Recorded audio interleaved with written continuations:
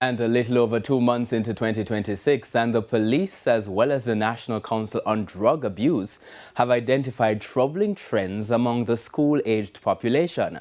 Among them, substance abuse and sex toys. Ramarda Lyons explains. School is regarded as a safe haven, a shield from unwanted influences. But what happens when the issues are right at the school gate? DSP Patricia Powell, Zone Officer for Manchester, says adult toys are now a concern. Up to recently, a sex toy was being sold at a particular school, and it is being sold to them, and the children have been bought it, are now experimenting with it on the school compound.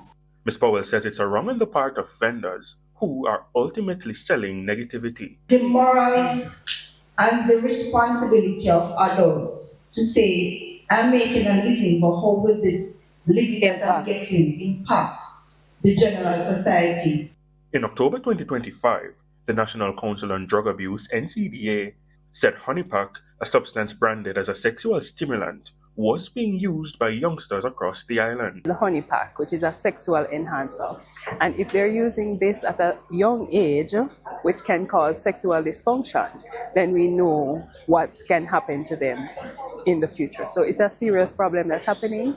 So far this year, the council says it has also noticed an increase in substance abuse in schools, particularly the increased usage of vapes and ganja. The vapes are on the rise right now. So we usually go into the schools, and there are programs that we do in the schools as well to educate them right down from primary school into high school and infancy as well. And with that, the aim is that hopefully they will understand and educate others around them who might be using and encourage them to stop. Now, a teacher at Homewood Technical High School says substance abuse has been causing ripple effects. The substances are resulting in a lot of inappropriate behavior at schools and resulting in violence.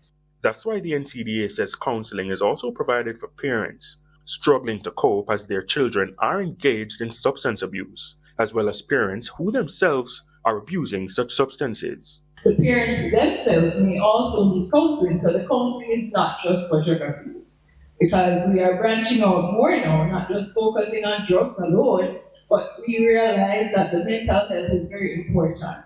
However, there's this charge. So as parents, you should be able to spot a change in pattern of that child. If you pay attention to that child, once there's a change, you notice it, and then you want to take that intervention right away before it spreads out. Ramarda Lyons, TVJ News.